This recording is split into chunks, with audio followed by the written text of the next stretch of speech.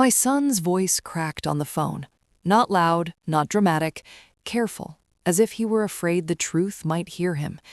"Amy," they said, "maybe it's better if you don't come." Silence followed, the kind that presses against the skull. Like, comment, and subscribe or Hey Stories for more stories.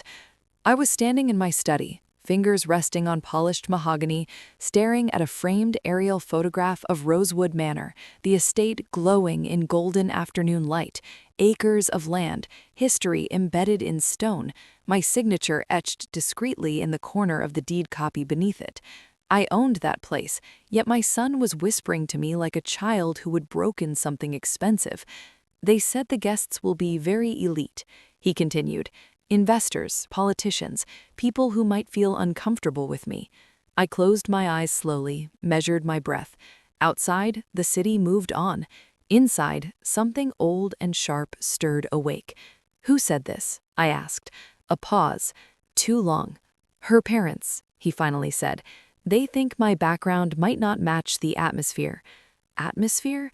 I imagined silk tablecloths, crystal chandeliers, champagne flutes lifted by hands that had never worked a day without gloves. I imagined their smiles, polite, practiced, cruel.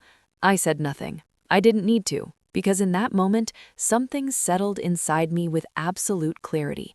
They had mistaken silence for weakness. I raised my son alone. No wealthy surname, no glittering circles, just discipline, strategy, sacrifice. Every business move I made was quiet, every asset hidden behind shell companies and trusts designed to outlive egos. His future was built brick by brick, and now he was marrying into money loud enough to announce itself before entering a room. "They don't mean harm," he said quickly, filling the quiet. "They just want everything to be perfect." Perfect didn't include me. I pictured his fiancée's mother, the tight smiles, the eyes that scanned rooms like price tags, the father always shaking hands too hard, asserting dominance with every laugh. They had invited my son's labor, not his roots. I felt the betrayal, not from them, but from him. Not intentional, still sharp. He didn't fight them. He delivered their message instead. I said I understood. I always said that. After the call ended, I sat down and let the memories line up. The first time they'd asked what my husband did, the way their tone shifted when I said nothing. "He's gone." The subtle glances at my clothes, my accent. I had watched. I had measured. And now they wanted to erase me from my own son's life for one photograph? Perfect evening? They thought I was poor. That was the insult. Not money. Ignorance. I didn't react. Reaction is what people like them expect. Instead, I investigated quietly. I asked my lawyer to pull the guest list for Rosewood Manor through the estate management company I legally controlled but never publicly claimed. I reviewed contracts, vendor lists, seating arrangements. My name was missing. Of course it was. I watched my son move through wedding preparations like a man drifting, apologetic eyes following me around the room whenever he visited. I smiled, served tea, said nothing. Inside, I rehearsed. Not confrontation, timing. I remembered the day I purchased Rosewood Manor 20 years ago through a holding firm registered overseas. I remembered the seller's shock when a widow with modest manners closed without negotiation. Power is best when it doesn't announce itself. I requested one small change to the wedding itinerary as the estate owner. No names, no explanations, just a clause requiring a brief address by the host before the ceremony. Approved instantly. They never check the fine print when they think they're superior. The wedding day arrived flawless. White roses, soft music, wealth performing for wealth. I arrived early, not as a guest, as the owner, dressed simply, elegantly, undeniably. The estate manager froze when he saw me, then nodded with quiet respect. The bride's parents noticed me last. Their smiles faltered.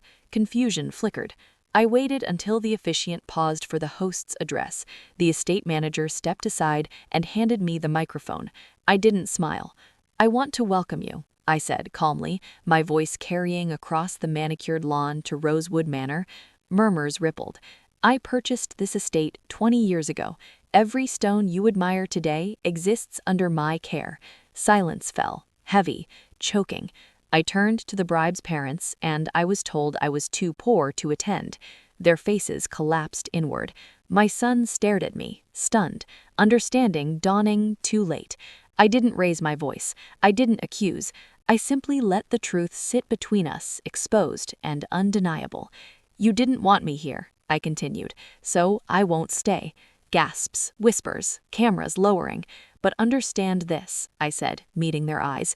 "You don't get to decide who belongs, especially on land you do not own." I handed the microphone back, walked past them, past my son, whose eyes were wet with regret. I didn't stop. Power doesn't linger for applause.